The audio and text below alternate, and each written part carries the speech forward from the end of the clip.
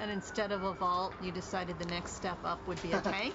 Yeah, I mean, I think after we saw how much people love the vault, I mean, we sat in our room and I thought, okay, well, what if someone could drive the vault and the vault can fire? And you thought, oh, well, naturally, let's try a tank. So we went and got a tank, got some cars, and as soon as I saw the interaction between the tank and the car, I knew we had something. And then having the Spanish government allow us to own 19 kilometers of a highway, then it just became fun.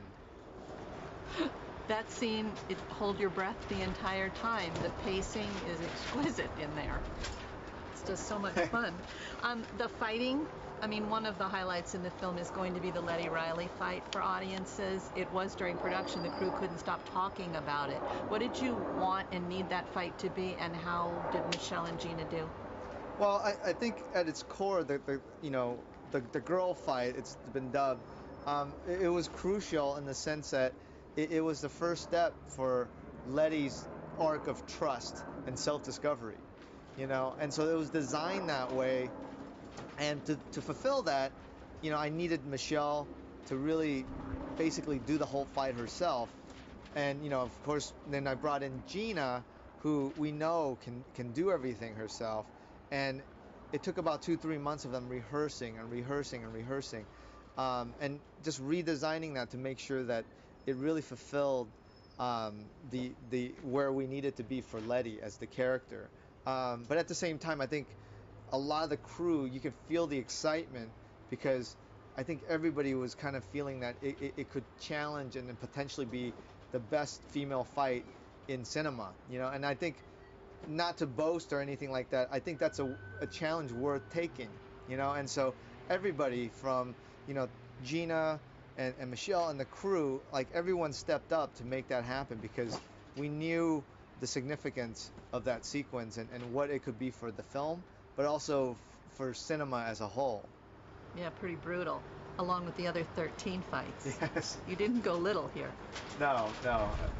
We talk about, and one of the great things for audiences to come and see what new cars you're bringing this time around. We talk about the flip car and how that sprouted from your imagination. Yeah, when I first came into Tokyo Drift, I remember the big challenge was putting a Nissan engine in a Mustang, and it took a lot of work to make that happen.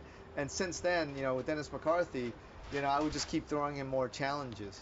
But what was really exciting about Fast and Furious 6 is that as I was developing the character of Shaw, I realized this is not a character that would modify a car. This is a character that would actually build a car.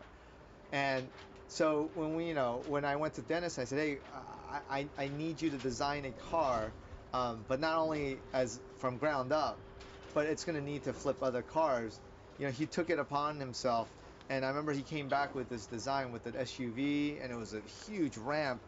And I thought, okay, well, that's great, but this doesn't fit the character. We need it to be more sleek, and we're in Europe, let's use the F1 as the inspiration. And within hours, he came back with the flip car design that now you see in the film.